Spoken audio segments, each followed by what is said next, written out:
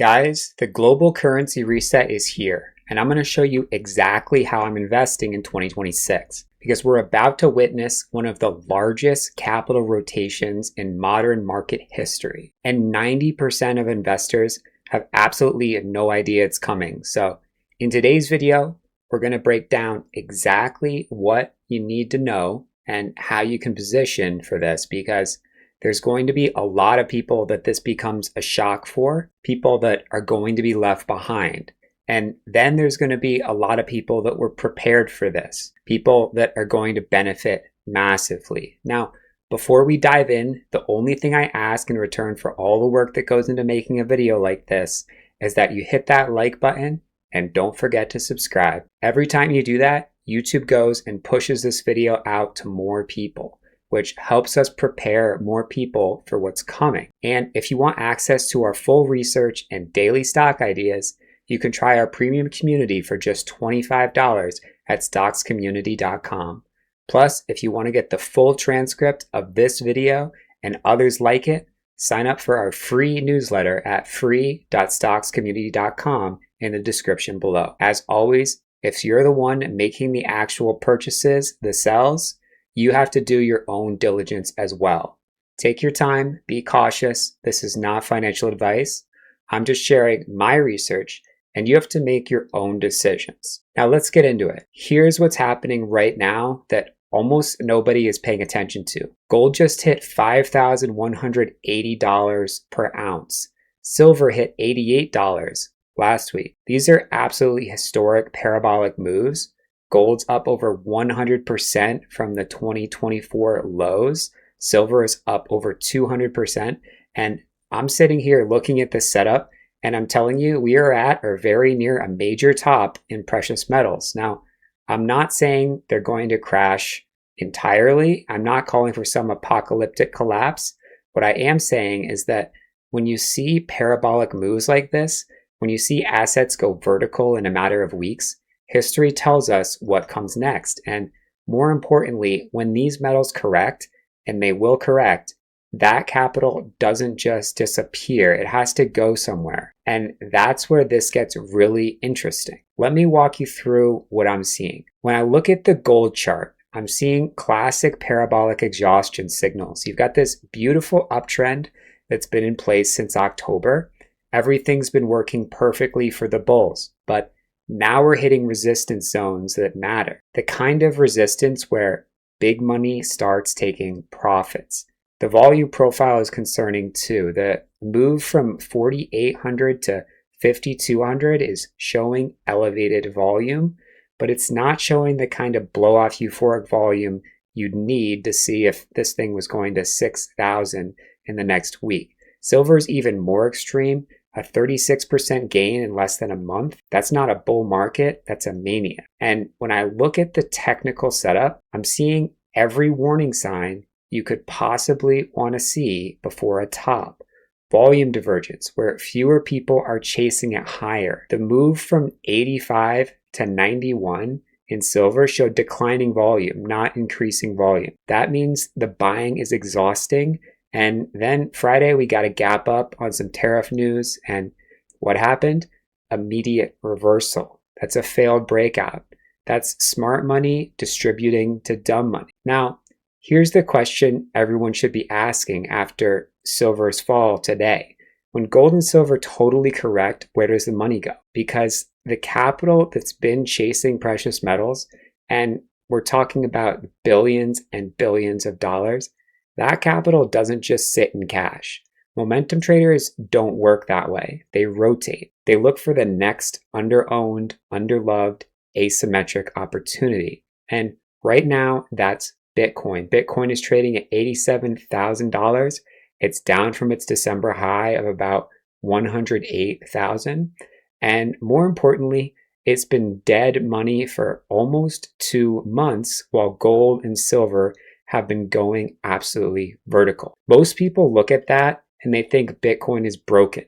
The crypto rally is over, move on. I look at that and I see the exact opposite. I see an asset that's building a base while not being dragged higher by the gold mania. And that decoupling is actually incredibly bullish. But let me dig deeper into what's happening with Bitcoin specifically, because this is critical.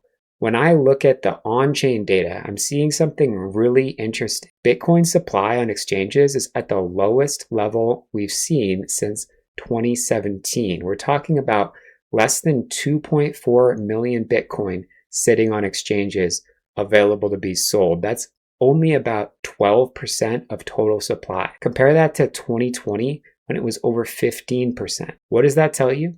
It tells you that long-term holders are pulling their coins off exchanges and putting them into cold storage. They're not looking to sell. And when I look at the whale addresses, the addresses holding over 1,000 Bitcoin, they've been accumulating steadily since November. No distribution, no selling, just steady accumulation. These are the smart money wallets.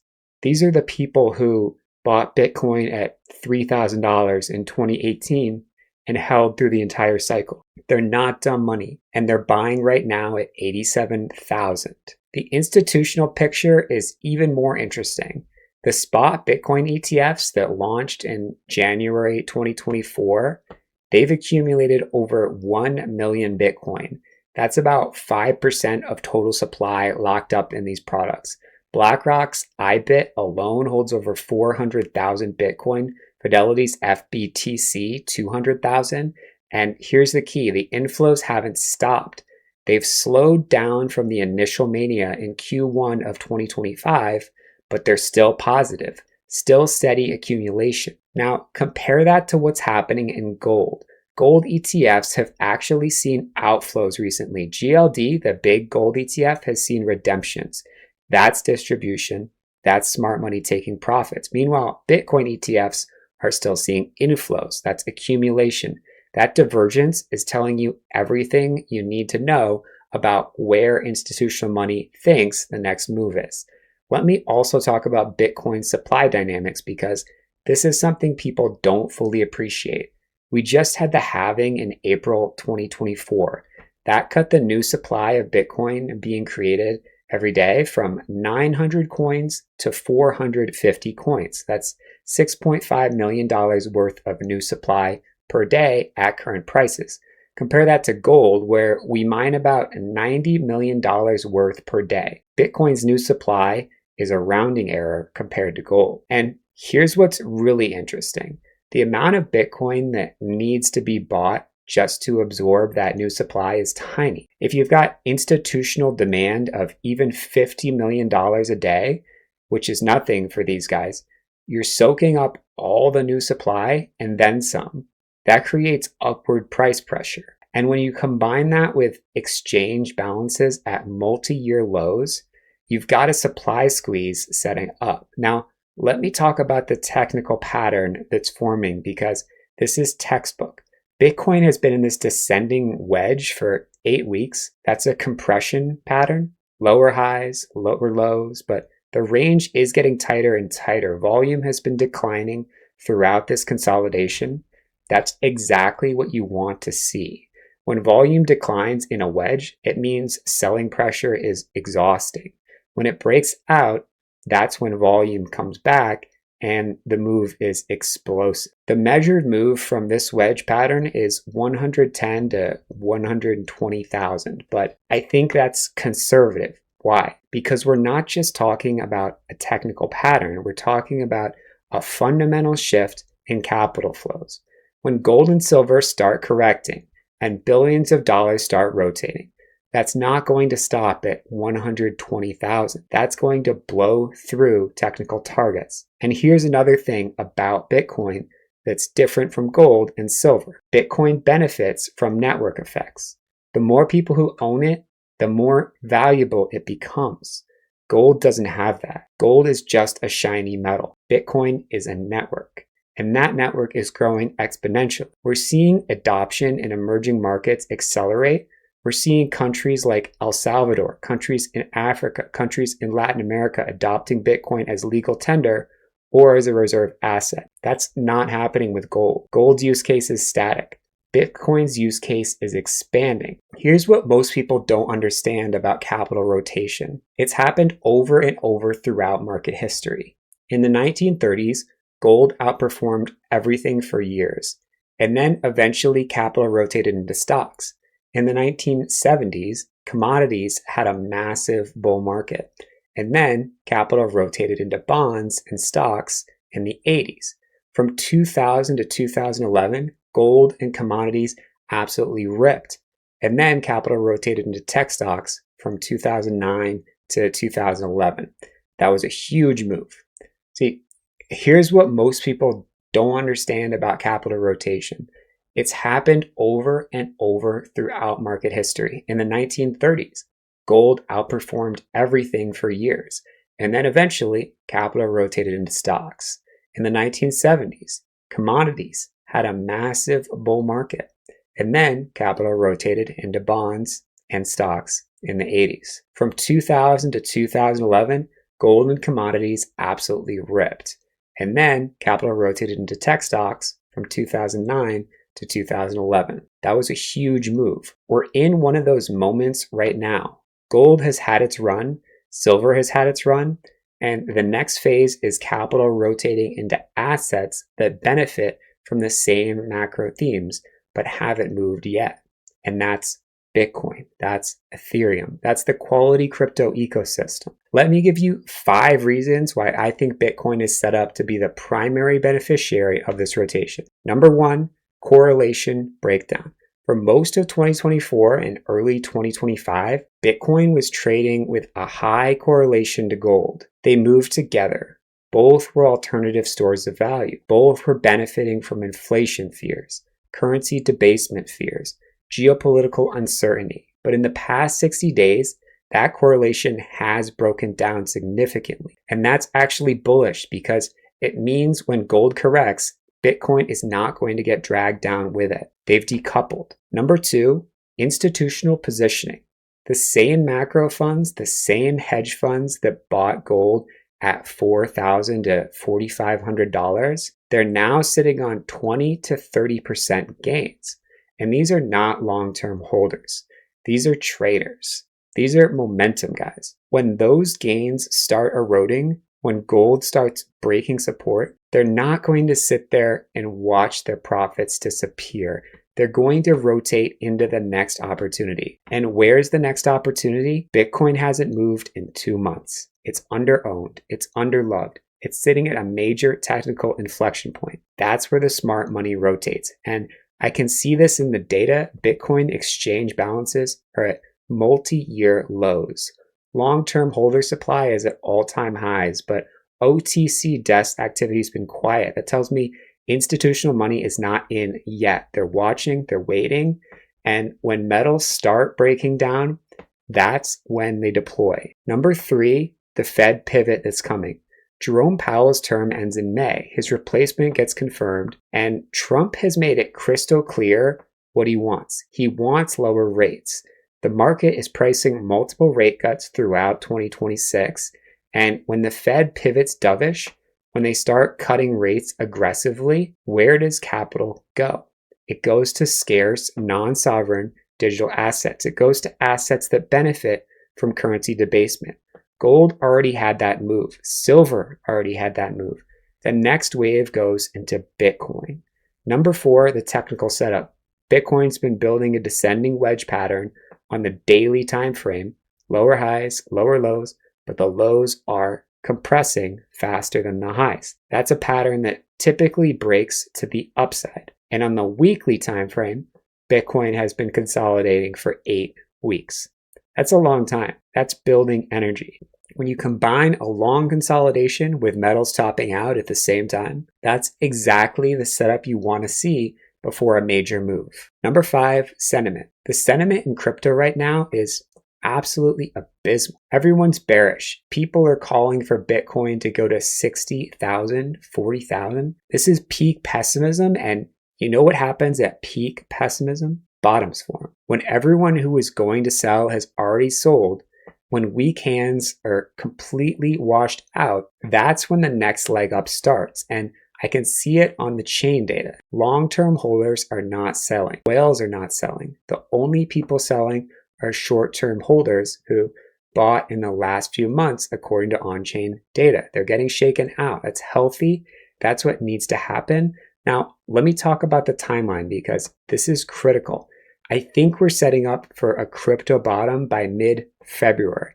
Here's the logic. Gold and silver are at parabolic resistance levels right now. When they start correcting, and I believe that happens in the next 1 to 3 weeks, that correction typically takes 2 to 4 weeks to play out down to the first major support levels. That puts us at mid to late February. Meanwhile, Bitcoin will have been consolidating for 10 to 11 weeks by that point. And in technical analysis, the longer the base, the higher the space. Here's what I'm watching for the signal. Gold starts breaking down from current levels. Silver breaks below key support. When that happens, you're going to see a 2 to 3 week flush in precious metals. And during that flush, Bitcoin is going to start catching a bid. Why? Because that capital has to go somewhere. Momentum traders don't sit in cash, they rotate. And the most obvious rotation is into an asset that's been building a base for 2 months. That's under-owned, that's hated, and that's sitting at a major technical inflection point. Now, let me connect this to the broader macro picture because everything is interconnected. We've got 5 major floods of capital coming into the financial system over the next 6 to 12 months. But before I get to those, I need to talk about something that almost nobody is discussing. And it's a massive undercurrent that's affecting where capital is flowing right now. The AI CapEx cycle is starting to show some cracks. And I'm not saying AI is dead or the bull market is over. What I'm saying is that the circular financing model that's been propping up a lot of these plays is becoming more obvious and more fragile. It's a cycle. Let me explain what I mean. You've got companies like CoreWeave that are building massive data centers. They need billions of dollars to build out capacity. Where does that money come from? Well, a lot of it comes from debt. They borrow heavily to build infrastructure. And who's their biggest customer? NVIDIA. Who's helping them finance their operations? NVIDIA. It's circular. CoreWeave just got a $2 billion investment from NVIDIA at $87 a share. Sounds great, right? But here's what people are missing. CoreWeave amended their loan covenants on New Year's Eve to allow unlimited equity cures for any failure to service their debt. That's a fancy way of saying they're out of money. And now NVIDIA has to step in to prop them up because NVIDIA needs CoreWeave to keep buying chips. This is happening all across the AI ecosystem. It's not just CoreWeave. You've got circular financing everywhere. The hyperscalers are spending $600 billion on CapEx, but a lot of that is being financed by the chip companies themselves who need the orders to justify their valuations. It's a house of cards built on the assumption that AI demand is infinite and that these data centers will eventually be profitable. Now, I'm not saying they won't be. I'm saying the financing model is fragile. And when you combine that with what's happening in private credit, you've got a potential problem. Private credit funds are starting to show cracks. We're seeing write-downs. We're seeing NAV declines of 15 to 20% in some funds. That's a canary in the coal mine. Why does this matter for Bitcoin? Because when the circular financing AI starts to unwind, when private credit starts showing real stress, institutions need to reduce risk. They need to deleverage. That means selling. But after that deleveraging is done, after the forced selling subsides, that capital needs to go somewhere safe. And that's where Bitcoin comes in. Bitcoin isn't dependent on circular financing. Bitcoin isn't dependent on corporate debt markets. Bitcoin is self-contained. It's a closed-loop system with fixed supply and no counterparty risk. When you're an institution that just got burned on private credit exposure or on over-leveraged AI plays, you look for assets that don't have those dependencies. And that's Bitcoin. Now, let me talk about the 5 floods of capital that are coming because these compounded on top of the carry trade situation. Flood number 1 is the Federal Reserve. The Fed ended quantitative tightening in December. They started what they call reserve management purchases. That's just a fancy term for money printing. $40 billion in the first month alone, and over the next 12 to 18 months, they're going to inject trillions. Why? because the government has a $38 trillion debt problem. That's compounding every single day. Old bonds mature and new bonds need to be issued. The Fed has to be the buyer of last resort. When there aren't enough natural buyers for government debt, the Fed prints money and buys those bonds. It's not optional, it's mandatory. And all that money has to go somewhere. Flood number 2, rate cuts. Trump's new Fed chair gets confirmed in May. Trump has been very vocal about what he wants. He wants a 1% federal funds rate. Now, the current Fed officials are pushing back. They're saying we're only going to do one more cut, but that's not what the market is pricing. The market is pricing multiple cuts throughout the year. And when that new chair comes in, we're getting rate cuts, aggressive rate cuts. And when rates fall, capital flows into risk assets. It flows into growth. It flows into scarce digital assets like Bitcoin. Flood number 3, the $20 trillion investment wave. At Davos, Trump announced 18 to 20 trillion in investment commitments. AI infrastructure, data centers, domestic manufacturing, energy, defense. Now, not all of that will materialize, obviously, but the direction is clear. Massive amounts of capital flowing into growth sectors.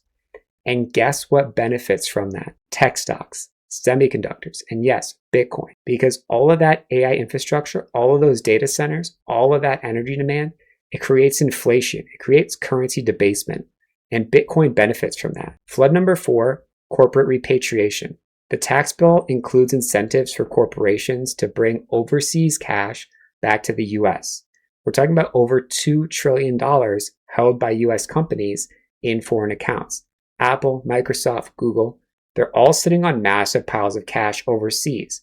When that money comes home, what do they do with it? 40% goes to share buybacks, 30% goes to dividends, 20% goes to mergers and acquisitions, and 10% goes to actual investment.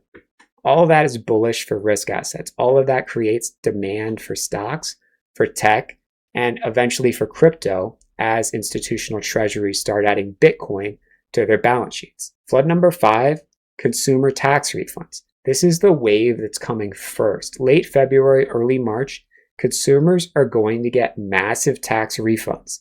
We're talking about an average of $8,400 per household. And where does that money go? Some of it pays down debt. Some of it goes to discretionary spending. But 20%, according to historical data, goes into savings and investment accounts.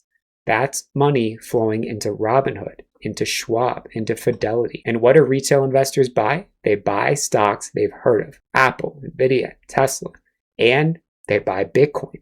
So when you add all this up, you've got metals at parabolic tops ready to correct. You've got Bitcoin at a major base after 2 months of consolidation. You've got 5 massive waves of capital about to flood into the financial system. You've got the Fed pivoting dovish. You've got rate cuts coming. You've got institutional money on the sidelines waiting to deploy. And you've got sentiment in crypto at peak pessimism. That's the setup. That's why I think the rotation out of metals and into Bitcoin is one of the highest probability trades over the next 3 to 6 months. Now, let me address the risks because I want you to go into this with eyes wide open. Risk number 1, what if metals don't correct? What if I'm wrong and gold goes back up to 5,500, 6,000? What if silver goes to 120? Fine, then the rotation thesis is delayed, not invalidated. Eventually, these parabolic moves correct. They always do. The question is just timing. Risk 2, what if Bitcoin breaks down instead of breaking out? What if we get a flush to 80,000 or 70,000? That's possible. But if that happens, that's actually an even better entry point. The macro thesis doesn't change. The Fed is still cutting rates. Money is still flooding the system. A deeper flush just means a better entry. Risk number 3, geopolitical risk. What if there's a crisis with China and Taiwan? What if there's a major conflict? Okay, that's a real risk, but here's the thing. In a major geopolitical crisis, everything sells off initially, stocks, crypto, everything. But after the initial panic, capital flows into scarce assets, and Bitcoin is increasingly being seen as digital gold. So even in a crisis scenario, I think Bitcoin ultimately benefits. Risk number 4, regulatory risk. What if the government cracks down on crypto? What if they try to ban it or heavily regulate it? I think that risk is actually decreasing, not increasing. Trump's been very pro-crypto. His administration has been signaling support. The spot ETFs have been approved. Institutions are involved. The regulatory environment is actually improving, not getting worse. I mean, they have a crypto czar. So when I weigh the risk reward, I think the setup is incredibly favorable. You've got metals topping out at parabolic levels. You've got Bitcoin building a base after 2 months of consolidation. You've got massive capital flows coming. You've got the Fed pivoting. You've got sentiment washed out. That's when you want to be positioning, not after Bitcoin is already at 110 or 120,000 and everyone's bullish again. Now, let me talk about how I would think about positioning this if I were in your shoes. And I'm not telling you what to do. You have to make your own decision. But here's how I would think about it. If you're sitting on big gains in gold and silver, this would be a very logical time to start taking profits. You don't have to sell everything, but taking some off the table after a 100% or 200% move just makes sense from a risk management perspective. And where would I redeploy that capital? I would be looking at Bitcoin in the 85 to 90,000 zone. We're basically there right now at 87,000. If we get a final flush down to 80 to 82,000, even better. But I don't think we need to go that low. I think the base is forming right here. And when metals start breaking down significantly, which I think happens in the next couple weeks, Bitcoin is going to catch a bid fast. Now, let me walk you through what I think happens when Bitcoin breaks out of this consolidation. First, you're going to see a move through 92 to 95,000. That's the resistance zone. When that happens, you're going to get algo buying. You're going to get momentum traders piling in. You're going to get short covering from people who've been betting against Bitcoin for the last 2 months. That initial move is going to be fast. We could go from 90,000 to 100,000 in a matter of days. When you hit the old high at 108,000, there's going to be some resistance there. People who bought the top are going to want to get out, break even. But here's the thing. If the thesis is right, if capital is rotating out of metals and into Bitcoin, that resistance is going to get absorbed. Why? Because you'll have fresh buying coming in. Not weak hands looking to get out, but strong hands looking to get in. Once you clear 108,000 and make a new all-time high, that's when psychology changes.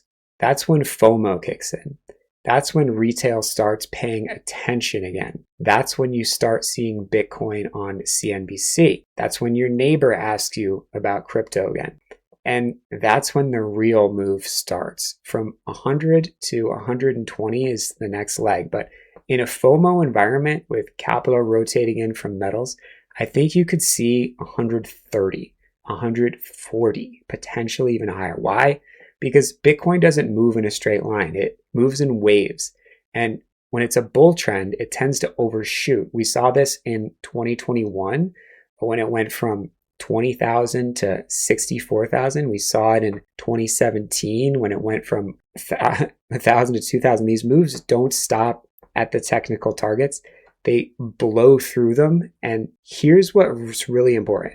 When Bitcoin makes a new all-time high, it's not just Bitcoin that moves. The entire crypto market moves. Ethereum, which has been dead money just like Bitcoin, that's going to catch a massive bid. Solana, which is down 60% from its highs, that's going to rip. All the quality layer ones, all the AI crypto plays, all of that catches fire. Why?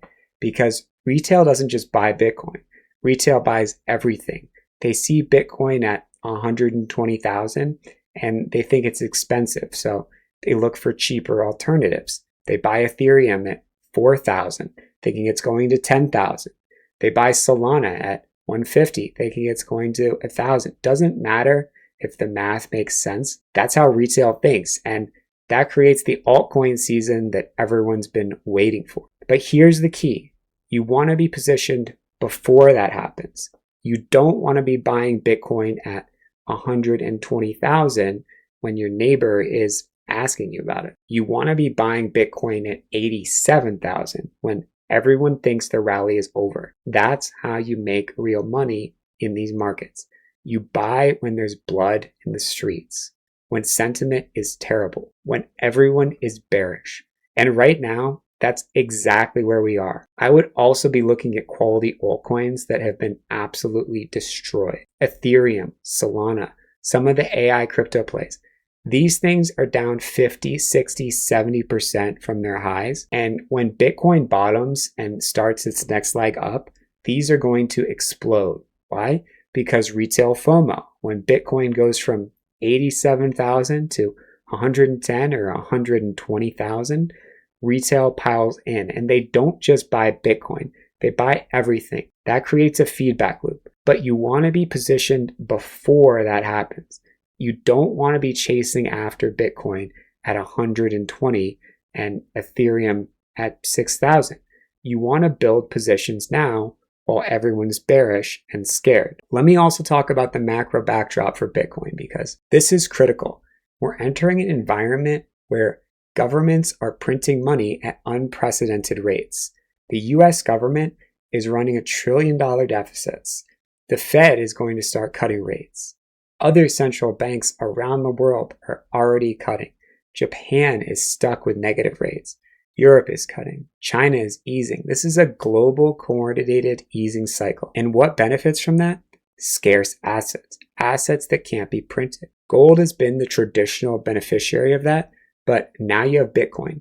And Bitcoin is better suited for this environment than gold for all the reasons I just mentioned. Portability, verifiability, divisibility, custody, these advantages matter, and the market is starting to price that in. Here's another thing to consider. The amount of money in the global financial system is enormous. We're talking about $300 trillion in global financial assets, stocks, bonds, real estate, commodities. Bitcoin's market cap is about $2 trillion. That's less than 1% of global financial assets. If Bitcoin just gets to 2%, that's $4 trillion market cap. That's 200,000 per Bitcoin. If it gets to 5%, that's 10 trillion market cap. That's 500,000 per Bitcoin. Now, I'm not saying that happens overnight, but over a 5 to 10 year period, totally realistic, especially as younger generations who prefer Bitcoin come into their earning years and start allocating capital, especially as more countries adopt Bitcoin as a reserve asset, especially as more corporations put Bitcoin on their balance sheets like MicroStrategy has done. The trend is clear. Bitcoin is becoming institutionalized. It's becoming a mainstream asset class, and we're still early in that adoption curve. That's why these pullbacks, these consolidations, these moments of fear, those are buying opportunities. I'm not saying to buy strategy, it's a buying opportunity. So let's also mention emerging markets. It could be a beneficiary of the precious metals correction. Sometimes capital rotates into emerging market equities. Why? Because emerging markets benefit from a weaker dollar. They benefit from lower rates. They benefit from increased risk appetite. So if you're diversifying, emerging markets could be another area to look at. But my primary focus is on Bitcoin because I think that's where the biggest move is going to be. Let me bring this all together. We're at a major inflection point in the markets. Gold is at 5,180, a little down from there. Silver's at $88. Could hold, we'll see. Historically, these prices don't last, and when they correct, that capital is going to rotate, and the most logical destination is Bitcoin. Bitcoin's been consolidating for 2 months. It's under-owned, it's under-loved, sentiment is washed out, the technical setup is beautiful, and you've got massive macro tailwinds building with the Fed pivoting, rates cutting, and trillions of dollars flooding into the system. I think we're setting up for a bottom in crypto by mid-February. And when that bottom is in and Bitcoin breaks out, it's going to be fast and violent. The measured move targets are 120,000, but I think we could go higher. Why? Because this isn't just a technical breakout. This is a macro rotation. This is institutional money coming off the sidelines. This is the Fed pivoting dovish. This is the next wave of the bull market. So if you're holding big positions in gold and silver, I would seriously consider taking some profits. If you're looking to deploy capital, I would be watching Bitcoin very closely over the next few weeks. And if you're on the sidelines in cash, this could be one of the best entry points we've seen in months. The smart money is positioning now, before the rotation is obvious.